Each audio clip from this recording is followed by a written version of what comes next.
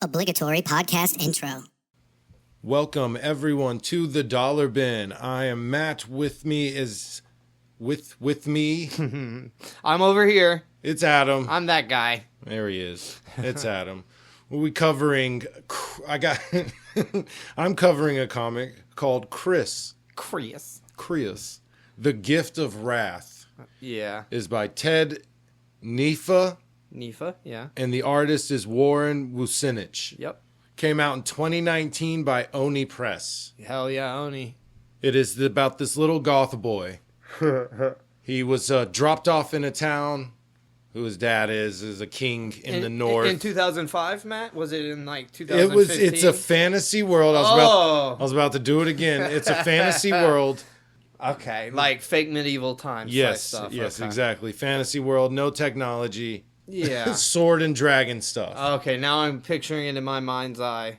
Okay, I got it. But he is a little goth kid, though. Yeah, that didn't change. He does have long black hair. That's exactly the same part. Super pale. He is an outsider in this town because, like I said, he was dropped off by his father, who he believes is this king from a northern kingdom called Darkovia. And really, the story is kind of like coming of age and then dark and moody and brooding because he kills a saber cat that has murdered a few people around the town. And the saber cat becomes this entity that is talking to him. Right. And he's trying to convince him to... It's the devil on his shoulder. Basically, like literally. Yes. But they killed the saber cat and they put him on that structure just out like as a warning and showing, hey, we killed it. Yeah. And when he sees the entity as the saber cat, it's still on the wooden structure. Right. It's not like it's prowling around and it's it's fine. Still it's hung him up. Dead. Yeah. Yep. It's still his dead body kind of hung on that Gotcha, structure, yeah. which I thought was pretty cool. And he gets involved with this girl, Anya, who he's been friends with since he was really young. I guess when he was dropped off, they've always been there. And really, like I said, coming of age, it's between them.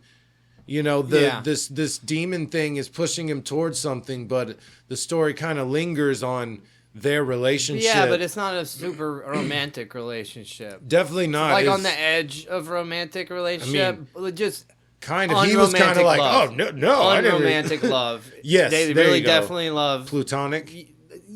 Little past. Well, yes, plutonic, but like... La Familia? Something like one step past. Okay. Yeah. Like a cousin that you could kiss, but you probably Probably shouldn't. shouldn't. Yeah, something like Because that, right? people That would you're find really out. close to. That people would find out. That's And the they'd only make reason. fun of you. That's the only And call reason. you cousin kisser. That's what they would call Good thing you. they only know I kissed her. Don't ask her about any more. All right. So, I mean, I can't really...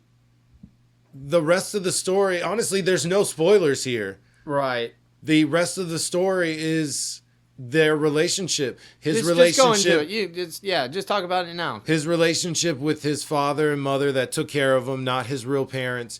His relationship with Anya and her father for a while. Mm-hmm. And at first, Anya's dad loves this guy, loves Kriss. Yeah. And then something happens.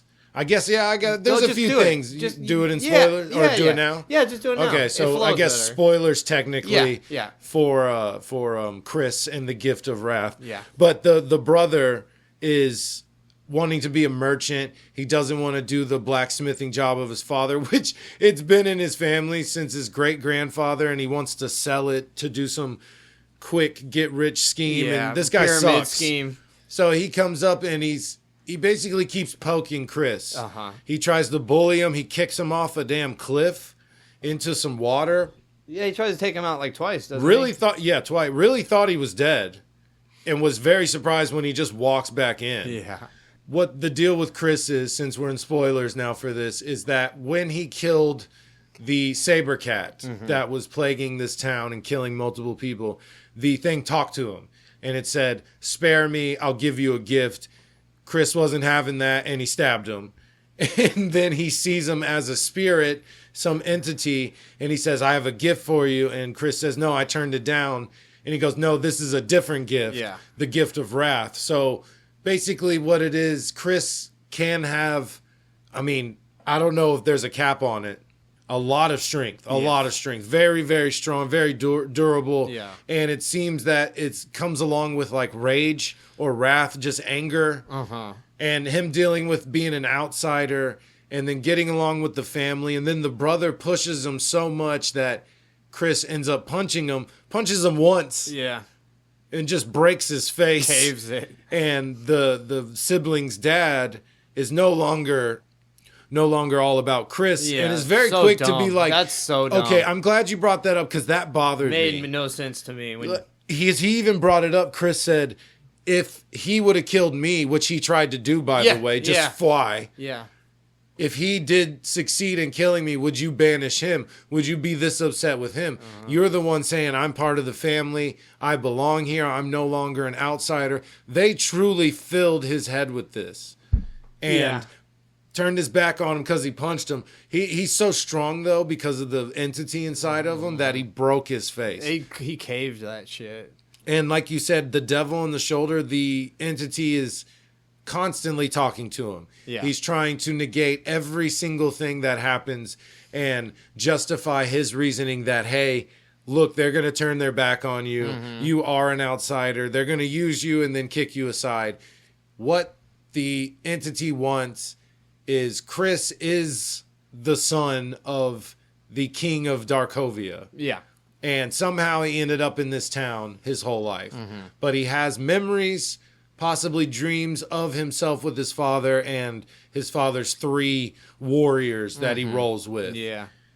His Warriors 3, if you will. So maybe possibly something happened. There's a usurper. Something happened with the king. This entity is convincing Kriss to leave his town, go to Darkovia, and basically become a god. Yeah. Because with the power he's going to have, he will be godlike. He says, when you step foot on your own land, you'll know what to do. It'll be yours. Yeah. You're going to be Billy Badass once you get there. Seriously. He implied that, like, once you're there, you've got it. Like, you're going to be extra strong. You'll know what you want to do. So, no fantasy war. It really felt like a giant build-up to the journey that you never saw. The Anya character I didn't like because what she thought of Kriss was just her own kind of image in her head. And then she would get mad at him when he wasn't that. Yeah. And they said, she's such a great friend. She was just nicer to him than everyone else. Yeah. In comparison, she was good. Like, they're telling us they're friends, but I don't see it. And I'm not even saying that's like he screwed up, he's a bad writer. Yeah. That might be on purpose. Because at the end, she was being, in my opinion, selfish, saying, oh, you're leaving when I need you the most, and blah, blah, blah. Now, all that happened is when something goes down, we have to deal with it alone. Yeah. And in his head, he's like, everyone hated me. Yeah. And I sat in a basement, in a fantasy world, in a basement. Yep. Yeah. Because they don't have those.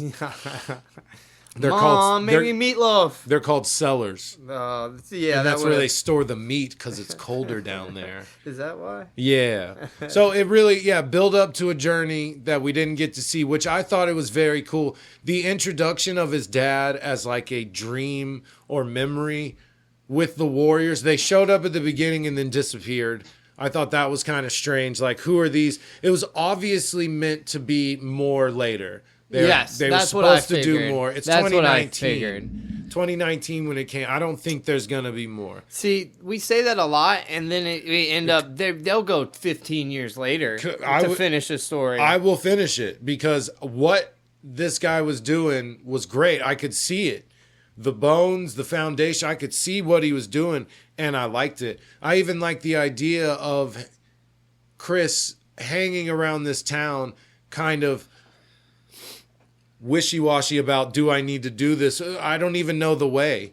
And the demon's like, you'll figure it out. What do I do when I get there? You'll figure it out.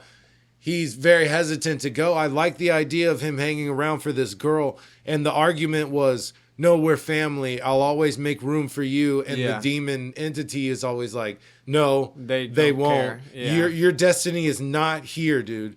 This is a roadblock, and you need to get past this. We got to go. Yep. Pack your stuff and roll. Yeah. But I liked what he was doing. Overall, man, I Thumbs up or thumbs down? See, this is hard. This is really hard for me right now. Remember, it's technically 3. Because we got the middle. You want to do the middle? Yeah. Okay. We'll call that the commodus. Nice. The art was cool. The art, okay, yeah, the art was very cool. I guess, I mean, not a huge fan of that style. Mm-hmm. It's kind of gothic. They're real stringy, long characters. The faces were all right. Ugly, right? Everybody was kind of ugly-ish. Kind of ugly, cartoony, goofy looking. You know, someone had big nose. Some guy was big. I forgot to mention this. That dude cannot draw feet. You thought really? Liefeld was bad? Yeah. This dude, giant legs will go down into tiny, just little lines. Sticks, little lines. Little tiny ovals for feet. He cannot do feet. The hands were very inconsistent, which didn't bother me. I just thought it was funny. I was like, oh, look at their feet. Yeah. And then I started noticing it. Not great at feet. So, man, I say thumbs up. Okay. Thumbs up because I liked what he was trying to do. I appreciate it. It was entertaining. Anti-cliche. You know, a lot of stuff. There's not a lot of action. No prophecy necessarily. The demon's just like, no, you got to go. You got a job to do. Yeah. I guess kind of a prophecy. Yeah, but not overblown. Not spoken Didn't and being seem like it was overblown. You're the child who the will chosen return. one all the time. Yeah. It was more, your dad was a king and now he's not, and you need to go fix this. Right. That's not necessarily a prophecy. That's more of a quest. Yeah. So yeah, thumbs up. Thumbs up. Cool. Well, I got Xenoholics. It was an Image comic that came out in 2012. The writer was Joshua Williams, and the artist is Seth DeMoose. This is... DeMoose! DeMoose. I like the name. I saw the name, and I was like... I'm going to read that. I'm going to see what's up with this. And DeMoose is cool. So the Xenoholics is a AA group, an abduction anonymous group. It's a group of 5 people, I guess. It's... 1, 2, 3, 4. Yeah, like 5 people and the professor.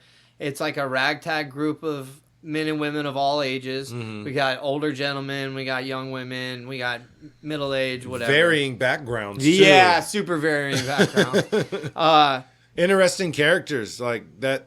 Yeah, good cornerstone of a good story. You know. Yes, everybody felt like a real character. A little bit of a stereotypical characters but the reason they do that is for you to understand a character. Yeah, you're quickly. supposed to relate and be able to get to know an ensemble, basically. Very quickly, and you're like, oh, that's how they are. Oh, that's how they are. And I like that in this. Yeah. He did it very well. I thought so. The group is the Abduction Anonymous, basically, and the group is led by a professor, and he is a ultra smart, ultra important scientist that I'll bring up further when I get into the spoilers part. How did he look? Was he handsome? Was he a handsome dude? The doctor? Yeah, the He professor.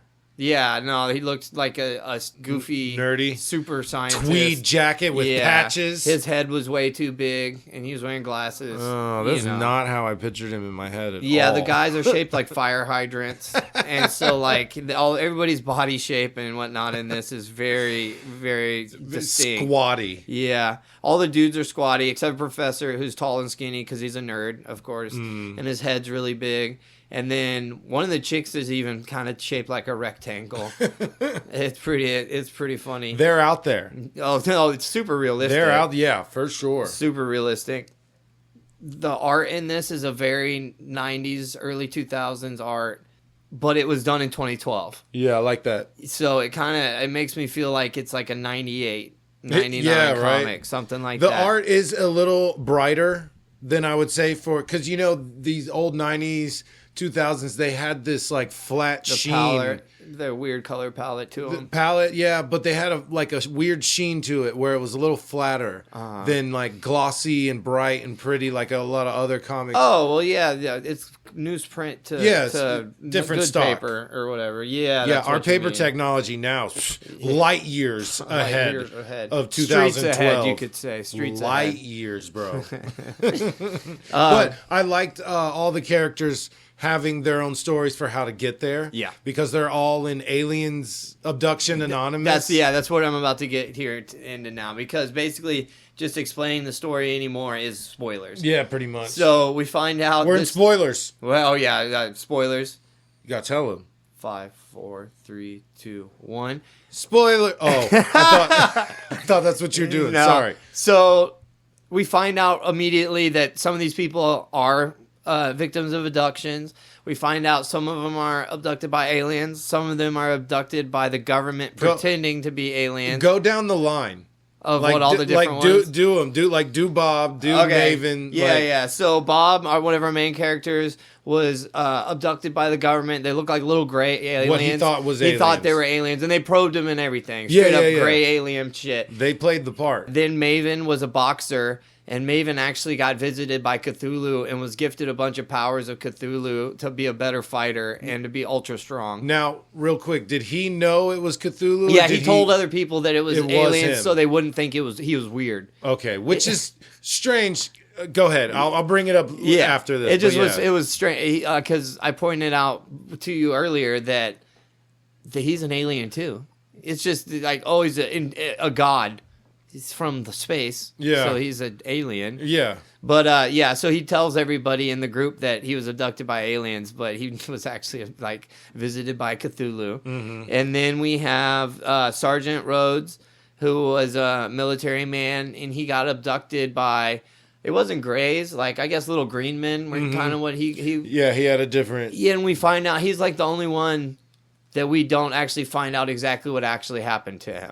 I knew there was one of them. That's why I wanted this list. Yeah, so you don't. Everybody else, you find out whether who it was or if they were making up or they thought it was happening. I knew there was one. Yeah, so him is the only one that we don't find out if it was real or not. And then one of the ladies in the group, her name is Paige. I have her marked down as housewife. So she's the stereotypical soccer mom type thing. Mm-hmm. We find out that she keeps talking about her husband and her son and how she needs to get home to them. But then you finally see that they're just dolls and they're just sitting at her kitchen table and that she didn't have them ever. Not that they died or anything. Yeah, they were never there. Yeah, I think they were never there. They're always dolls. They were just gone. But she also was visited by the Snatchers. Her alien experience was she learned about these little tiny green guys that take over people's bodies and they help run the government and stuff.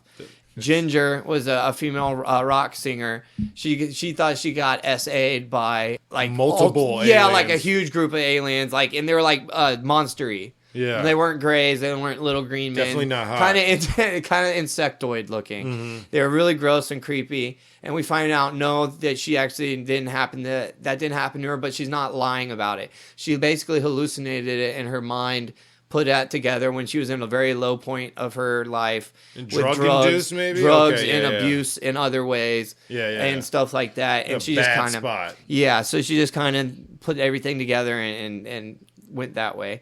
And then the last character of the group is Kyle. And Kyle actually doesn't think he got abducted, and he did not get abducted. He's just a journalist who's trying to write about this Abductions Anonymous group. And they bring him up, but then he kind of takes a back seat. Yeah, he takes a back seat to it. His little story is that his editor keeps hitting him up, I need this story now. Give me this story now. And he's like, there's crazy stuff happening. Let it play out or whatever.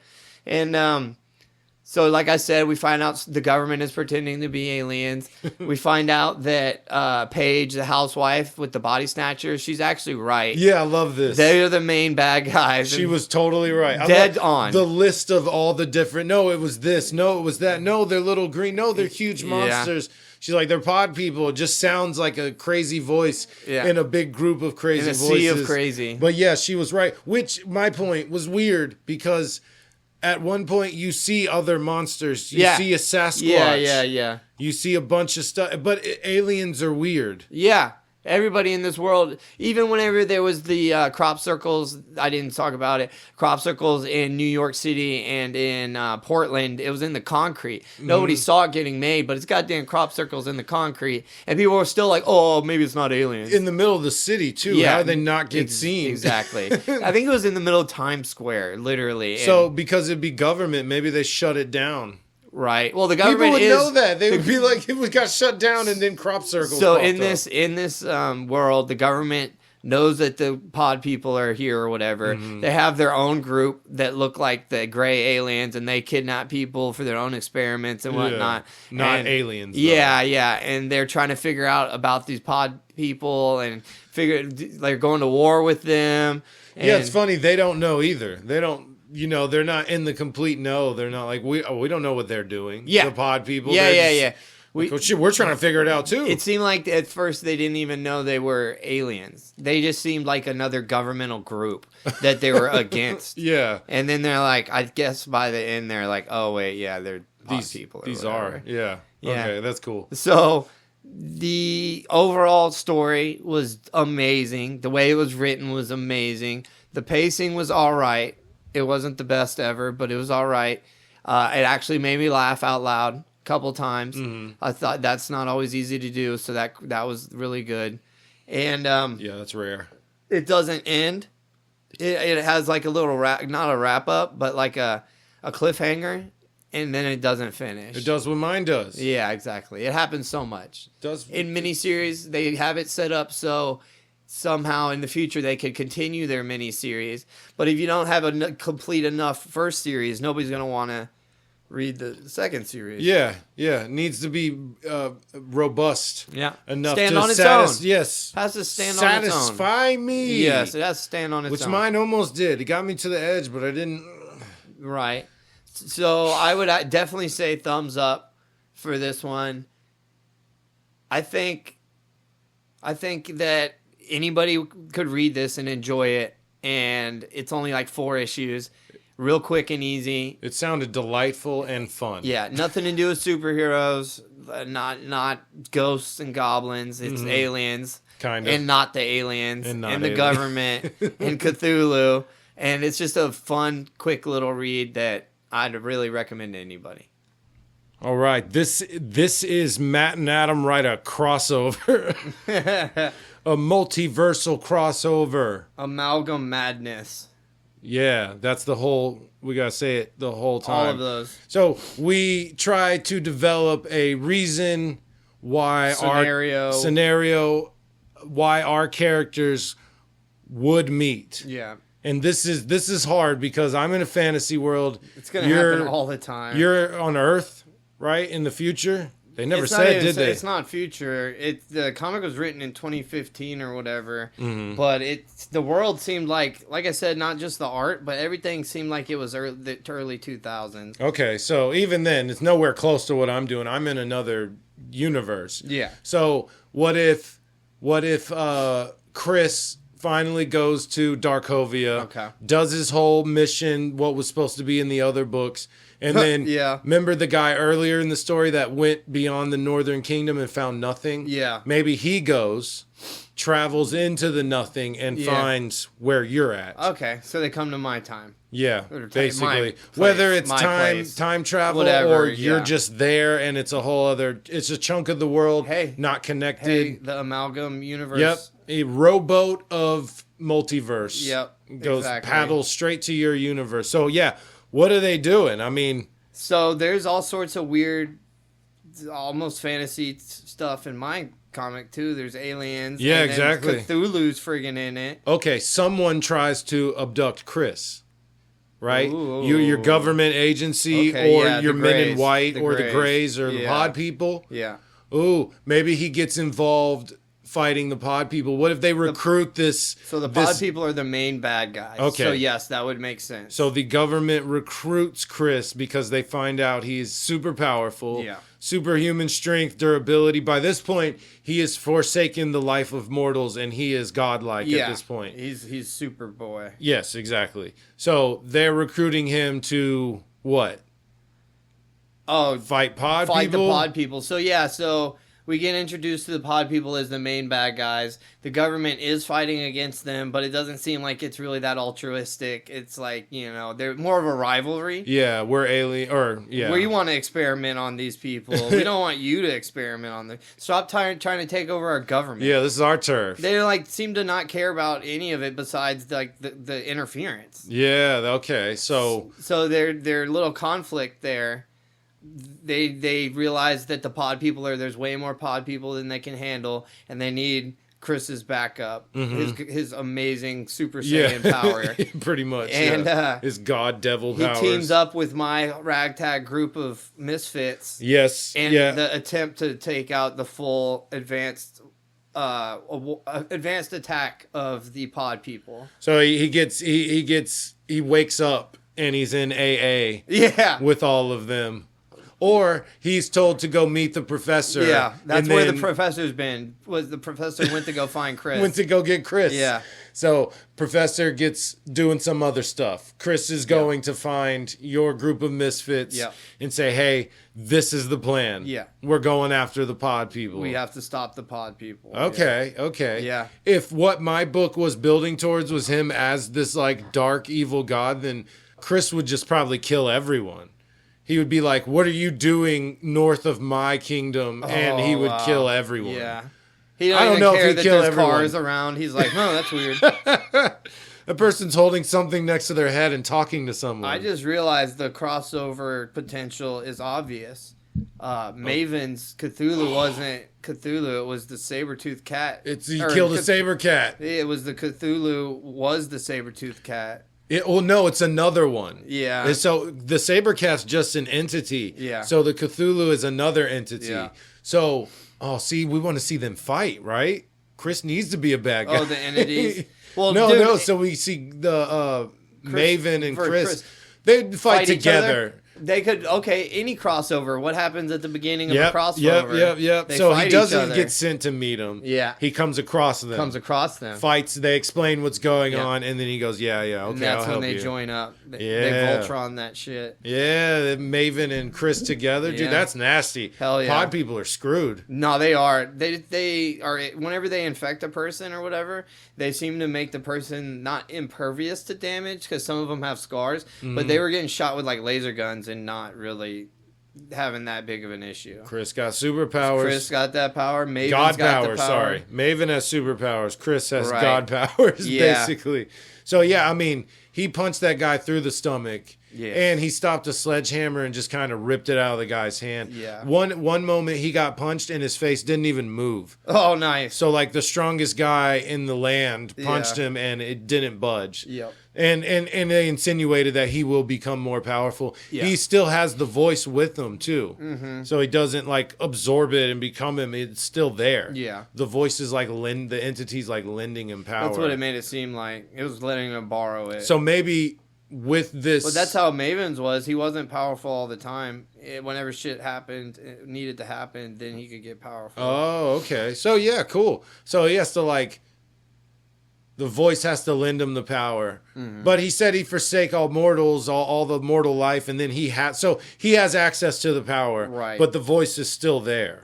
They meet, they fight, then they go out. What I was thinking was a way to figure out that they're pod people. You know what I mean? Without damage tests, like having to punch or shock everyone that comes by. To be like, you a pod person? Yeah. Like maybe the voice, the entity, some kind of power Kriss has can be like, out. He's one. That would be super useful. Yeah. So yeah, I think that's a good crossover right there. Yeah, it would. I think it could be exciting. It'd be really cool. Hell yeah. All right, you got any random nonsense? Yeah, I do actually. I got 4 things. Yeah, you got 4 things to point out. It will not be long, trust me. All right.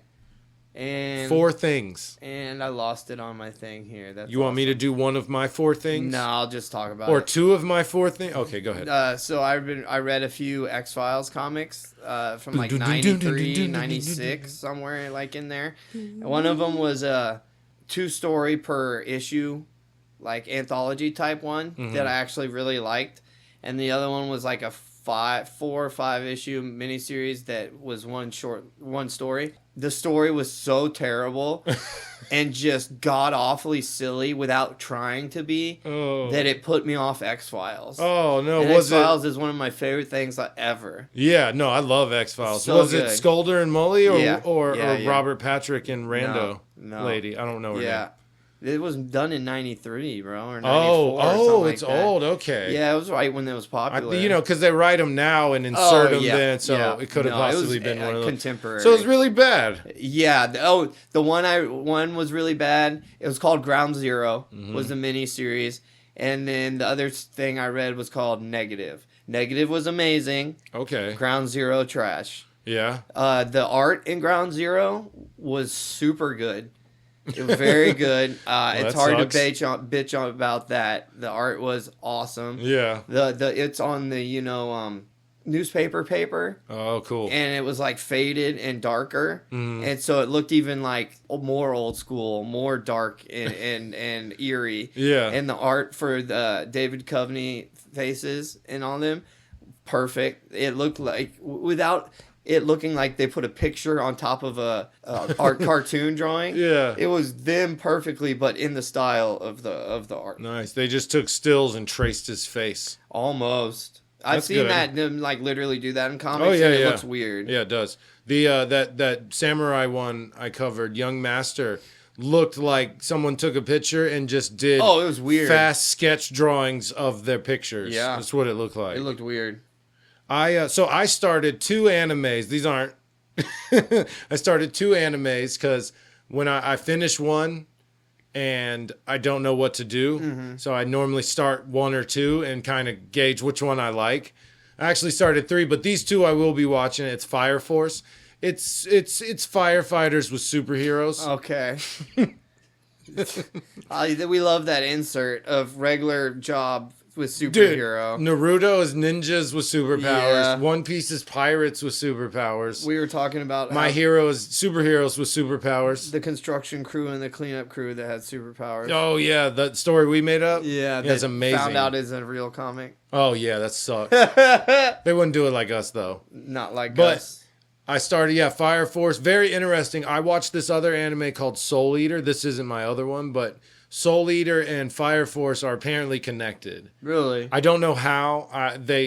There's a logo that pops up that is the mask that Death wore in Soul Eater, and you can see the resemblance. So some connection between these 2 worlds. I'm interested to start it. The kid is like a 3rd generation pyrotechnic or something, pyrokinesis user, and Soul Eater, right? No, Fire Force. Oh, it is fire. Okay. Yeah, that it's just connected to Soul Eater somehow. Gotcha. Okay.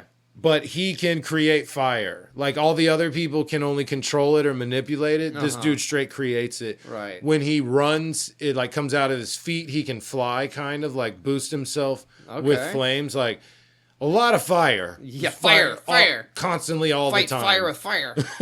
And then the other one I started was called the Faraway Paladin, possibly the Faraway Paladin. It's Faraway. So Faraway. I feel like Faraway would be 2 different words, so maybe Faraway. Probably. I don't know. But this little boy is born in the city of the dead, and he's the only one.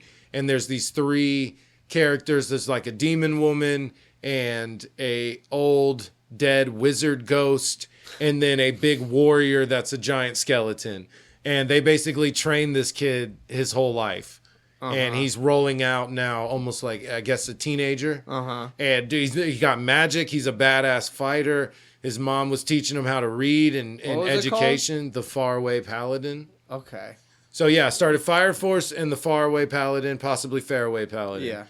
One's straight fantasy, little boy born in the city of the dead. The other one is firefighters with superpowers. Nice. So very cool. So next week I'll probably still be watching those. Yeah. But I'm very Are they long?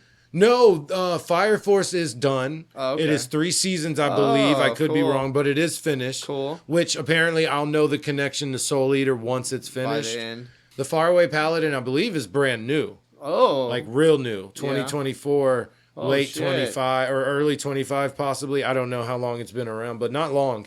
I can tell the animation's incredible, so Really? I know it's new. Yeah. Somewhat new. I know it's not 2012 or nothing like that. That's dope. They're both very cool, though. I go through them. I'll watch one. The first episode, nothing grabs me. I'm like, maybe some other time. Not right now. Both of those grabbed me. I know Fire Force is going to be straight fights with... the bad guys are like infernals. Human combustion. They explode and turn into basically like fire demons. Okay. That all have their own power. So that one's just going to be a go hard fighting superpower thing. So I'm cool. That's cool. The other one seems like a more intelligent kind of journey, road trip fantasy story, which I'm all about. Yeah, I know that. That's awesome, bro. So yeah, excited yeah. about those. You got any more? Not off the top of my head. I've actually been watching movies and stuff again, and not just sitting and reading or watching YouTube videos. Oh, I've that's just good. been going blank. My other two are YouTubes. That's right. I like pointing out YouTube stuff because why it's not? such an insane quantity and a diverse selection of YouTube shit. And people watch it like TV. Oh yeah. So I mean, what's the its own difference thing. between HBO or Max, It's Disney, its own thing and now, YouTube? for sure. Yeah, That's for sure. I mean, there's shows we watch serialized versions of. We watch all the way through. Yeah.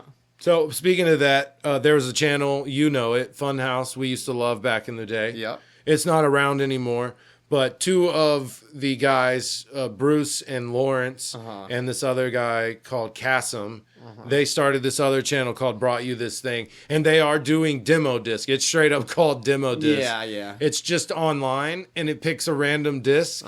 So it's like Wheelhouse and demo disc mixed together. Right. And they're all three very, very funny. The new guy that I've never seen him before. I don't know where he's from. Kasim. That dude is hilarious. And I always like seeing Bruce and I Lawrence. recognized him from something, but not in a million years could I tell you what I'm it was. sure we've seen him in some of the weird YouTube circles. I'm sure he's, overlapped with something we watch, but not familiar with him. Yeah. But very funny guy. Good show. I'm excited. Demo Disc is kind of back, I guess. Yeah. I love Demo Disc. Oh, and I loved Wheelhouse. All of it. Yeah. It's so good. And then it fell off hard. Nah, I'm just playing.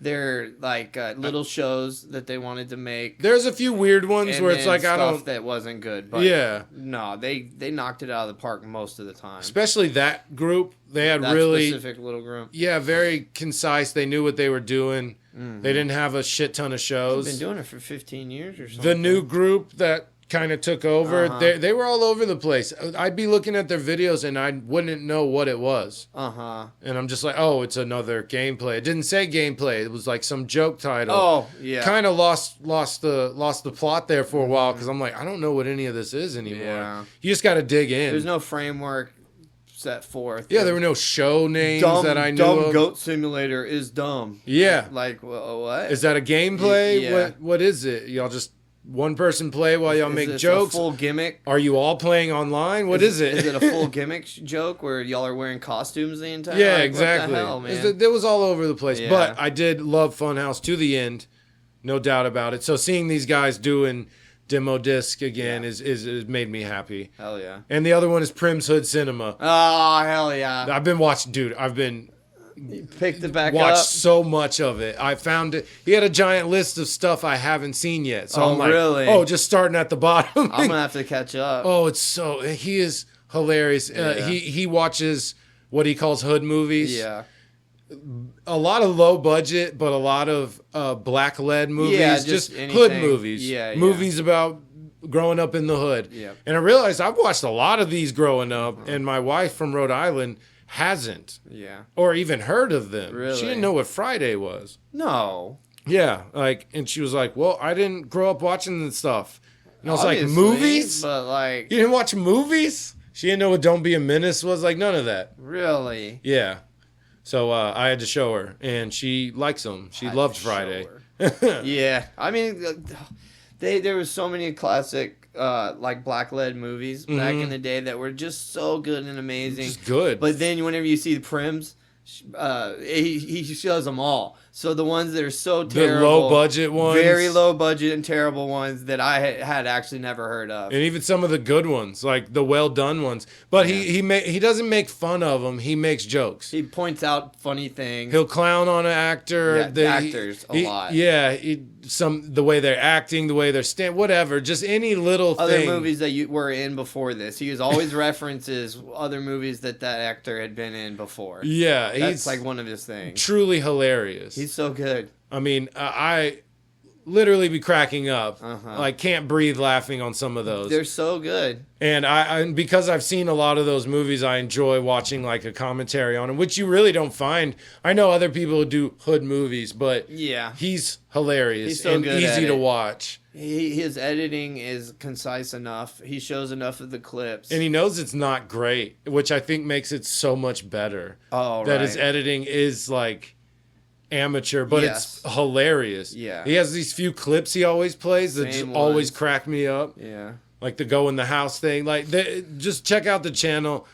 Try and find a movie you've seen. If not, just pick one that looks low budget. Yeah. those tend to be Preferably. the really, really funny ones. And if he does a good hood movie, he'll be like, "This is good," and just make jokes about actors and Yeah. other stuff. Just and zoom like, in on people's noses yeah, flaring. to make it seem more. But yeah, he doesn't just watch watch crappy movies. Or No, low budget. he does good ones. Yeah. And does have a somewhat commentary/comedy take Oh, on he's him. so good. Hilarious channel. It's called Prim's Hood Cinema, and the other one was Brought You This Thing. Uh-huh. All right. We are on. Is that it? You got one? No, I'm good. You're good? Yeah. You're done. I'm done, bro. No, that's what I'm telling you that. Oh yeah. I'm you're telling right. you you're done. Yes, Father. All right, we are on Instagram at Flippin' Pages 24. We're on Facebook at Flippin' Pages with Matt and Adam. The new episodes release every Thursday on all podcast platforms and YouTube. If you want a deeper, longer version of the stories we covered today, we have a podcast called Flipping Pages with Matt and Adam, where we cover Kriss and the Gift of Wrath. And what was yours? Xenophiles? Xenoholics. Xenoholics, where we Yeah. cover those in greater detail. Yeah. So if you want that, it's under Flipping Pages with Matt and Adam. Best way to support us, like, subscribe, rate, and review on your platform of choice. Follow, like, subscribe on all the socials and YouTube. If you've done that, we appreciate it. If you're just listening, we also appreciate that. Is that it? Bye. Dooster Rooster. Nope. Didn't like that. Cut it right after the bye.